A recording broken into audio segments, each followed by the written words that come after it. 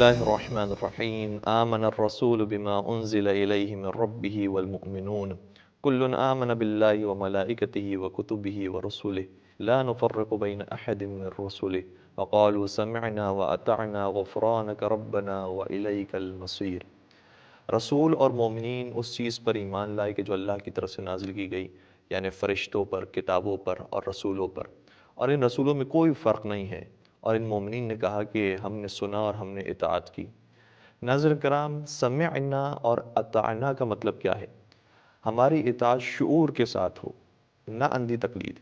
ایمان کی دو قسمیں ہیں، جدی پشتی ایمان اور عالمانہ ایمان۔ اگر ایمان سمجھ بوجھ کر نہ ہو تو اس کی کوئی قیمت نہیں۔ جدی پشتی اندھی تقلید کے بارے میں مولانا تقیہ نشاء فرماتے ہیں کہ جو شخص بغیر علم اور آگاہی کے عبادت اور عمل کرتا ہے وہ اس گدھے کی مانند ہے جو چکی کے گرد گھومتا پھرتا ہے مگر آگے نہیں بڑھتا، چاہے وہ 70 سال تک چلتا رہے۔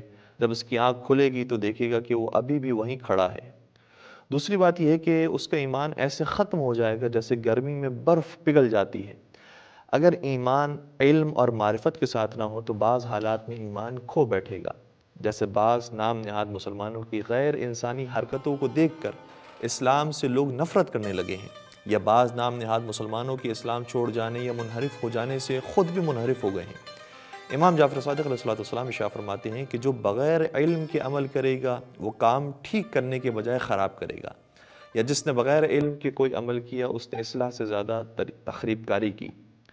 داعش اور اس میں کام کرنے والے نام نہاد مسلمان اندھی تقلید اور جنونی عقیدے کی واضح مثال ہیں، جنہوں نے اپنے پرچم پر لا الہ الا اللہ محمد رسول اللہ لکھوا کر اور نعرے تکبیر لگا کر لاکھوں بے گناہ بچوں، عورتوں اور مردوں کو قتل عام کیا۔ ہوشیار رہیں، کہیں دنیا آپ کو اسلامی لیبل سے گمراہ نہ کریں۔ والسلام علیکم ورحمۃ اللہ وبرکاتہ۔